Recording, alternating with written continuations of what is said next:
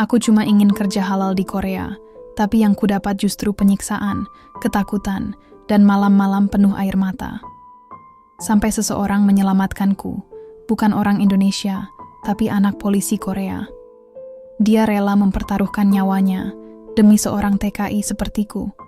Dan dari pelukan itulah, aku belajar bahwa cinta sejati tak mengenal bangsa, luka, ataupun bahasa. Bayangkan, kamu hanya gadis desa yang ingin bekerja halal demi keluarga. Tapi sesampainya di negeri orang, yang menyambutmu bukan impian, melainkan neraka. Tangisanmu tak terdengar siapa-siapa. Tubuhmu lelah, jiwamu hancur. Sampai satu malam, di tengah salju yang membeku, kamu bertemu pria asing yang justru menyelamatkanmu. Bukan karena iba, tapi karena cinta. Cinta yang membuatmu percaya bahwa hidup ini masih layak diperjuangkan. Namaku Rinjani, usia 23 tahun, berasal dari sebuah desa kecil di kaki Gunung Lawu, Jawa Timur. Sejak ayah meninggal karena kecelakaan truk sewaktu mengantar hasil tani ke kota, hidup kami berubah drastis. Ibu jatuh sakit karena stres dan beban hidup. Aku tak tega melihat adikku Dito berhenti sekolah hanya karena kami tak sanggup bayar SPP.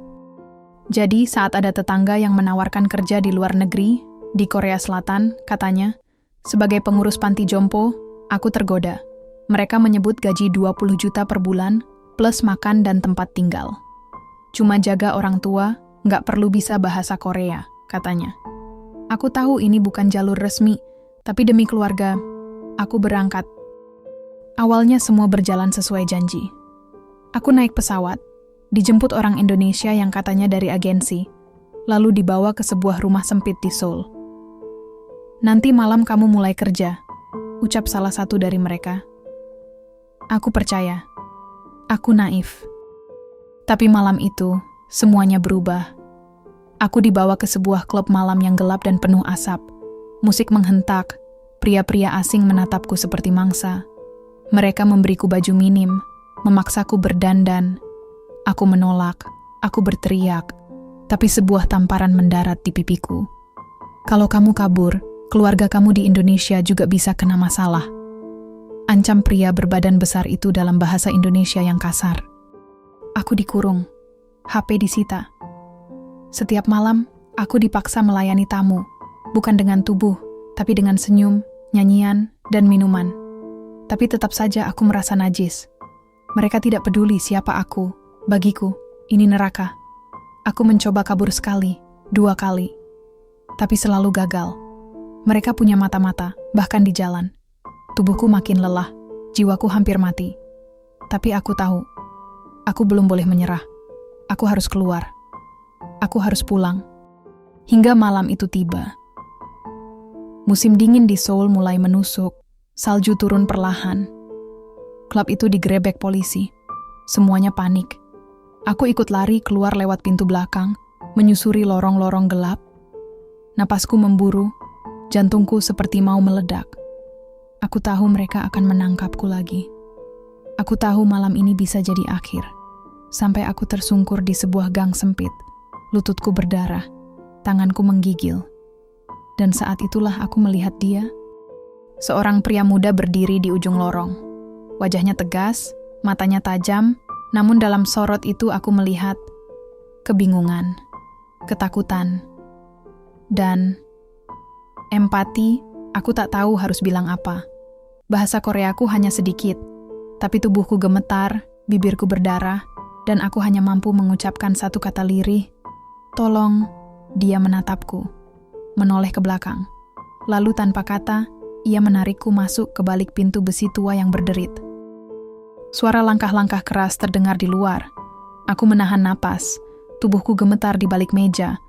Dia berdiri tegak, berbicara cepat dalam bahasa Korea dengan orang-orang di luar. Aku tak tahu apa yang ia katakan. Tapi setelah beberapa saat, suara itu hilang. Sunyi. Perlahan ia menutup pintu dan berbalik ke arahku. Aku menatap matanya. Dan untuk pertama kalinya sejak lama, aku merasa aman. Namanya Kang Min Jae, usia 27 tahun. Aku tak tahu siapa dia sebenarnya. Tapi malam itu, di balik salju yang turun perlahan dan rasa takut yang masih menggantung di dadaku, aku tahu, dia bukan orang biasa. Dia adalah awal dari takdir baruku. Malam itu terasa panjang, meski jam berdetak seperti biasa. Salju di luar jendela terus turun, tapi dinginnya tak seberapa dibanding rasa takut yang masih menggumpal di dadaku. Aku duduk di pojok ruangan kecil itu. Dindingnya kusam, tapi hangat. Ada rak buku tua, sepeda lipat di sudut, dan satu meja kerja yang penuh tumpukan kertas. Tempat ini jelas bukan rumah mewah, tapi cukup untuk membuatku merasa tak lagi sendirian di dunia asing yang nyaris menelanku hidup-hidup. Kang Minjai menatapku dari seberang ruangan. Ia tak bicara banyak, hanya sesekali melirik ke arahku, lalu kembali menatap layar laptopnya. Aku tak tahu harus bagaimana. Mataku masih sembab, lututku nyeri karena jatuh di gang tadi. Tapi di balik semua rasa sakit itu, ada kelegaan. "Neo, Gwen Chanayo?" tanyanya pelan. Suaranya dalam, aku menggeleng. "Mianheyo, Jonen, Indonesia." Ucapku terbata. Dia menunduk, seolah mengerti bahwa aku hanya bisa sepatah dua patah kata Korea. Lalu ia berdiri, membuka lemari kecil dan mengambil selembar handuk hangat. Ia duduk perlahan di depanku, mengusap luka di lututku dengan lembut. Aku terisak. Bukan karena sakit, tapi karena ada seseorang, orang asing, yang untuk pertama kalinya sejak aku menginjak tanah Korea, memperlakukanku seperti manusia. "Namamu siapa?" tanyanya, dengan pelafalan asing tapi tulus. "Rinjani," jawabku lirih. Ia tersenyum. "Rin-ja-ni," katanya perlahan, seolah ingin memastikan ia mengucapkannya dengan benar. Aku mengangguk. Dia menyalakan heater kecil dan memberiku segelas teh hangat. Tanganku gemetar saat memegangnya, tapi perlahan rasa hangat itu menyebar. Minjai duduk di lantai. Tak jauh dariku, lalu mengeluarkan ponsel dan mulai mengetik sesuatu. Tak lama kemudian, ia menunjukkan layar ke arahku. Ada terjemahan dari Google Translate. "Kamu aman di sini. Mereka tidak akan menemukanmu. Aku akan bantu." Air mataku menetes tanpa bisa kutahan. Aku menatapnya lekat-lekat. Tak percaya ada orang sebaik ini. Aku ingin bertanya siapa dia sebenarnya. Tapi belum sempat aku membuka mulut. Suara ketukan di pintu mengejutkan kami berdua. Minjai berdiri cepat, memberi isyarat padaku agar diam dan tetap di tempat. Ia berjalan pelan ke pintu, mengintip dari lubang kecil. Beberapa detik kemudian, ia membuka pintu hanya sedikit, bicara cepat dalam bahasa Korea. Aku tak paham. Tapi dari nada suaranya, ia berusaha bersikap biasa. Pintu ditutup kembali. Ia menghela napas panjang, lalu berkata sambil menatapku, "Genyang Cinguga, sepertinya hanya teman." Atau begitulah kira-kira. Malam itu aku tidur di lantai, dibungkus selimut hangat. Minjai memberiku bantal dan jaketnya sendiri. Ia tidur di sofa kecil, punggung menghadapku. Meski banyak yang belum ku tahu tentang dia, aku merasa percaya. Keesokan paginya, sinar matahari menembus tirai jendela kecil. Aku bangun lebih dulu. Minjai masih tertidur, terlihat lelah. Aku berjalan pelan ke dapur kecilnya, mencoba mencari sesuatu yang bisa kubuat. Aku ingin berterima kasih, meski hanya dengan secangkir kopi. Tapi aku tak tahu cara menggunakan mesin kopinya. Saat aku kebingungan, ia bangun dan tertawa pelan melihatku mencoba menyalakan rice cooker. "Apa kamu mau bantu masak?" tanyanya sambil mendekat. Aku tersenyum kaku. "Saya masak nasi di kampung," ucapku terbata. Ia tertawa, lalu membantuku membuat sarapan. Entah bagaimana, meski kami berasal dari dua dunia yang berbeda, ada kenyamanan yang tumbuh perlahan. Ia mulai mengajariku kata-kata Korea dasar, dan aku juga mulai menceritakan sedikit tentang Indonesia. Kami duduk di meja kecil itu, makan nasi dan telur goreng, dan sesekali tertawa karena salah ucap. Tapi di balik senyum itu, aku masih merasa cemas. Aku masih buronan sindikat. Aku tahu mereka tak akan diam. "Minjai, panggilku pelan. Ia menoleh. Aku harus pergi dari Korea. Bahaya. Untuk kamu, ucapku dengan campuran bahasa tubuh dan kata-kata sederhana. Ia menatapku dalam, lalu menggenggam tanganku. Rinjani, aku putra polisi. Aku akan bantu. Kita laporkan ini. Mereka tidak boleh lepas. Aku terkejut. Jadi dia bukan orang biasa? Ia putra seorang polisi, darahku berdesir. Mungkinkah takdir benar-benar sedang memutar hidupku? Atau ini hanya tenang sebelum badai? Yang ku tahu saat itu hanya satu. Aku mulai percaya padanya. Dan saat kepercayaan tumbuh, cinta mulai mengetuk pintu.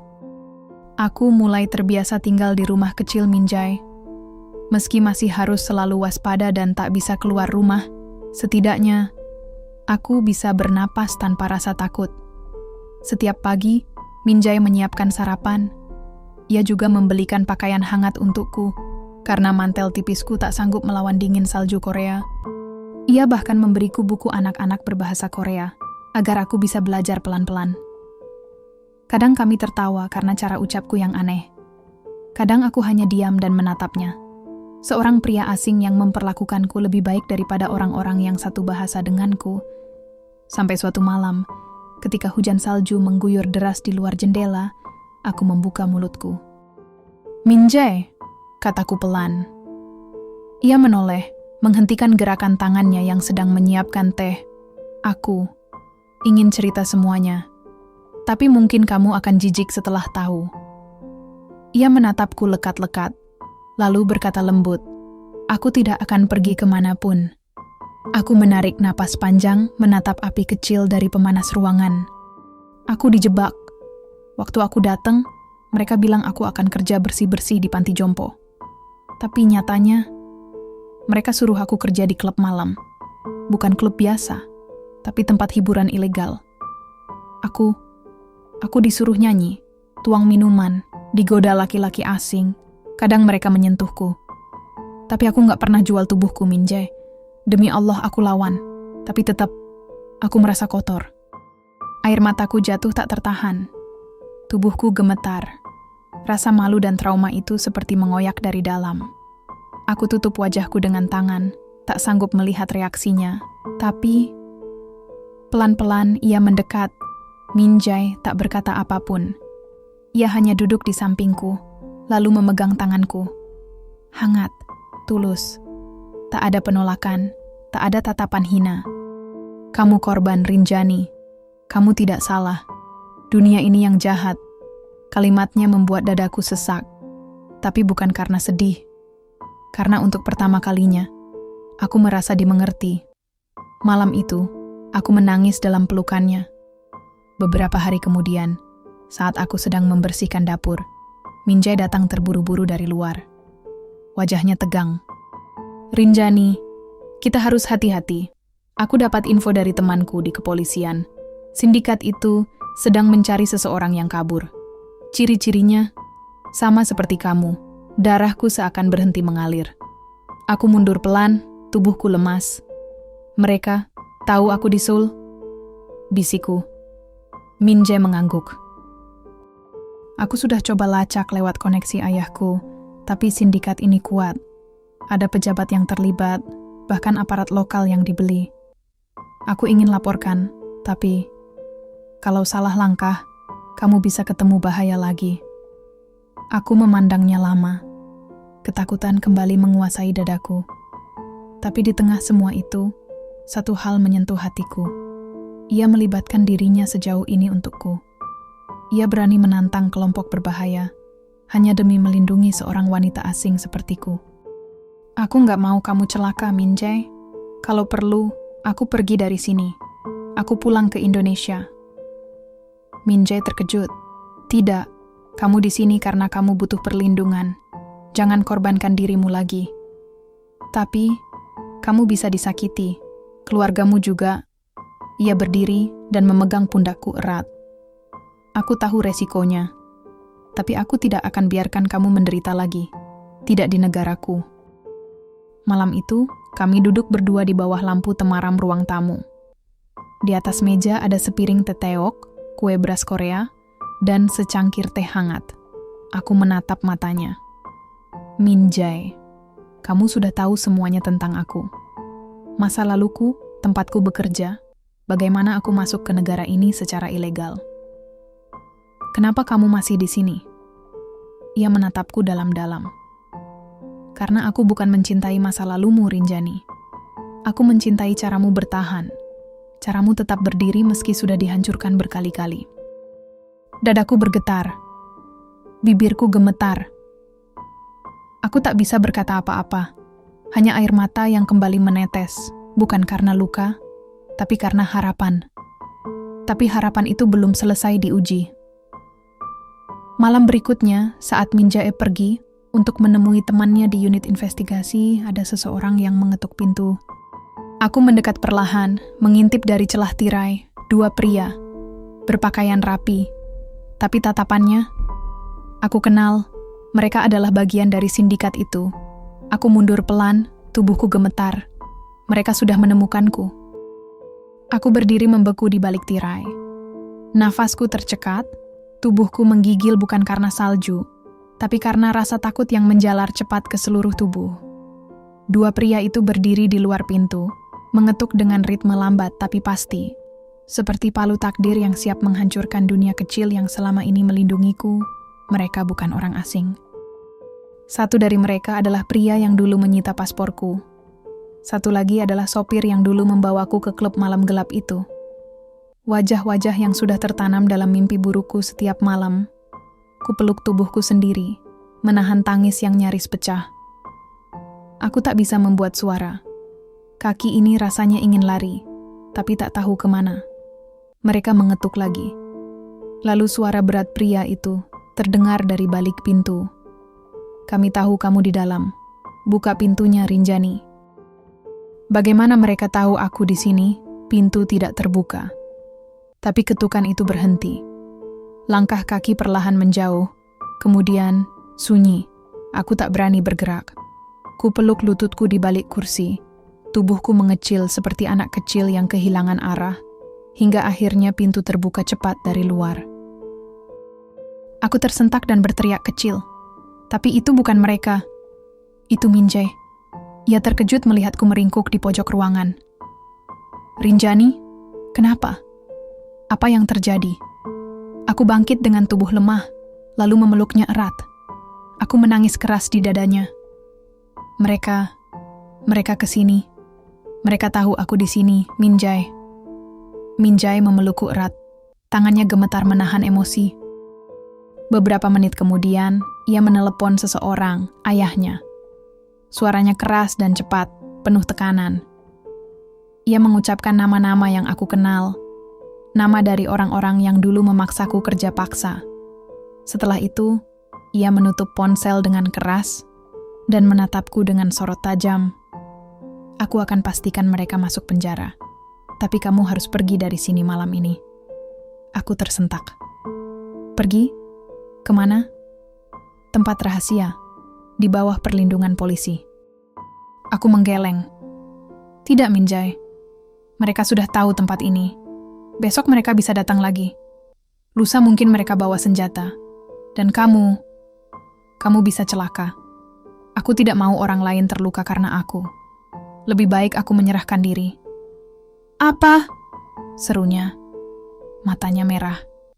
Kamu gila ya? Kamu pikir aku selamatkan kamu selama ini cuma supaya kamu balik lagi ke tangan mereka? Aku menunduk. Tangisku pecah lagi. Aku cuma gak mau kamu mati karena aku, Min Jae. Ia terdiam. Nafasnya berat. Ia mendekat, lalu memegang wajahku dengan kedua tangannya. Kalau kamu pergi ke mereka, kamu bukan cuma menyerahkan dirimu, kamu juga membunuh hatiku. Aku menatap matanya. Jernih, tulus, dan penuh cinta. Tapi juga penuh rasa takut kehilangan. Aku menunduk pelan. Aku harus pergi, diam-diam. Malam itu, saat Min Jae tertidur di kursi sambil berjaga, aku meninggalkan rumah itu. Kupeluk jaket tebal yang ia pinjamkan. Kupandangi untuk terakhir kalinya ruangan yang telah menjadi perlindungan kecilku. Kuselipkan sepucuk surat di bawah cangkir teh di meja, Lalu aku berjalan keluar, menyusuri lorong, menembus salju yang turun deras. Dinginnya menusuk, tapi aku terus melangkah. Dalam hati aku berdoa, semoga Tuhan menjaga Minjae. Karena aku sudah tak bisa lagi bersamanya. Pagi harinya, Minjae terbangun dengan panik. Rumah sepi, Rinjani. Ia berlari keluar, mencari di jalanan, ke ganggang kecil, ke halte bus. Tak ada. Lalu ia melihat kertas kecil di bawah cangkir teh. Tulisan tangan sederhana dengan bahasa Korea campur Indonesia. Maafkan aku, ini cara satu-satunya supaya kamu tetap hidup. Aku akan pergi dan kamu harus tetap hidup bahagia. Terima kasih telah menyelamatkanku, walau hanya sebentar. Rinjani. Kertas itu basah oleh air mata yang jatuh. Minjae menggenggamnya erat. Tidak, kamu nggak boleh hilang dariku. Di tempat lain, aku menyerahkan diri ke kantor polisi. Tapi sebelum semuanya terjadi, seseorang lebih dulu datang dan menarikku dari ruang tunggu. Ayah Minjae, polisi senior. Dengan tegas ia berkata, "Kamu bukan penjahat, Rinjani. Kamu korban, dan kami akan menangkap mereka semua." Aku tak bisa berkata-kata. Operasi besar dilakukan malam itu. Dengan penyamaran dan rekaman bukti dari Minjae, polisi menggulung sindikat besar itu. Beberapa pejabat yang terlibat juga ditangkap. Dan aku dibebaskan. Dibersihkan namaku secara hukum. Tapi Minjae terluka dalam operasi. Kena pukul dari pria yang dulu menyiksaku. Saat aku tiba di rumah sakit, ia terbaring dengan perban di pelipis. Wajahnya pucat. Aku mendekat, menggenggam tangannya. Ia membuka mata perlahan, lalu tersenyum lemah. "Kamu, kembali." Aku menunduk menangis. "Maaf aku sempat pergi." Ia membalas genggamanku. "Kamu bukan pergi, kamu berani. Dan sekarang, kita punya kesempatan untuk benar-benar hidup." Langit Seoul sore itu berwarna jingga, tapi di dadaku, warna-warni perasaan bercampur tak karuan. Antara syukur dan rasa tidak percaya. Antara luka yang perlahan sembuh, dan harapan yang mulai tumbuh lagi. Sudah sebulan sejak operasi besar itu. Sindikat itu hancur. Orang-orang yang dulu menyiksaku kini meringkuk di balik jeruji. Aku, secara hukum, dinyatakan bukan imigran ilegal, melainkan korban perdagangan manusia. Semua berkat bukti yang dikumpulkan Minjae dan ayahnya. Aku kini tinggal di sebuah rumah perlindungan khusus untuk korban, tapi tiap malam aku menunggu satu hal. Kabar dari Kang Minjae. Lukanya sudah membaik, tapi kami belum bertemu. Aku pikir, mungkin ia butuh waktu.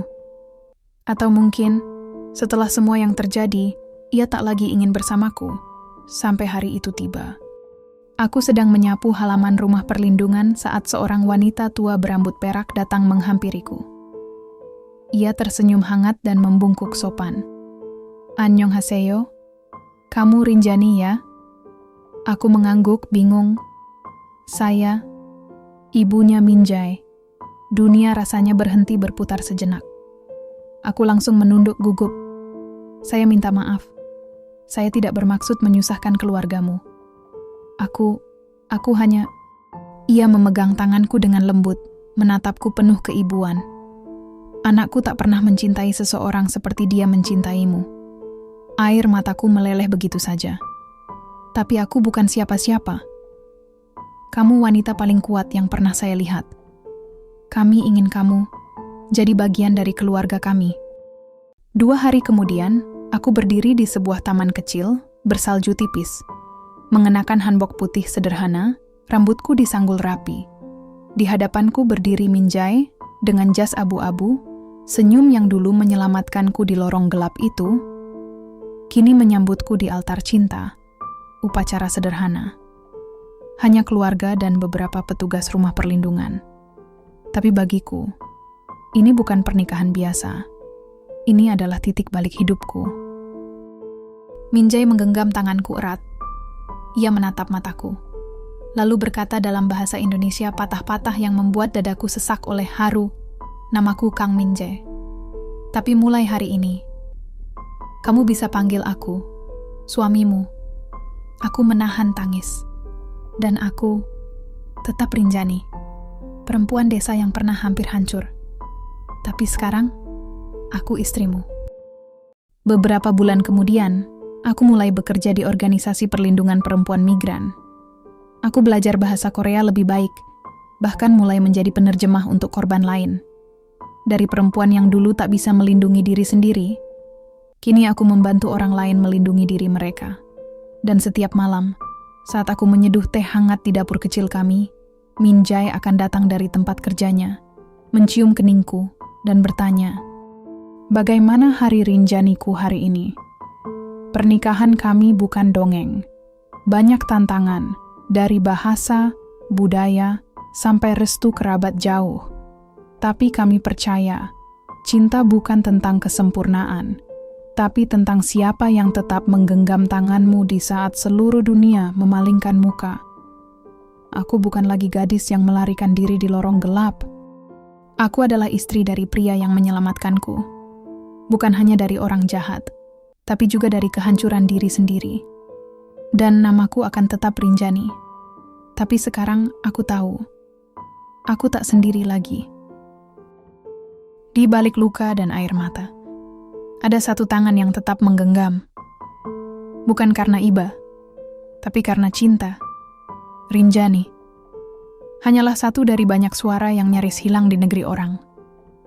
Tapi hari ini, ia berdiri, bukan sebagai korban, melainkan sebagai istri dari pria yang pernah menyelamatkannya, bukan dengan kekuatan, tapi dengan ketulusan. Jika kisah ini menyentuh hatimu, bantu kami sebarkan cahaya harapan ini. Klik like, share, dan subscribe sekarang juga. Karena satu kisah bisa menyelamatkan ribuan hati yang hampir menyerah.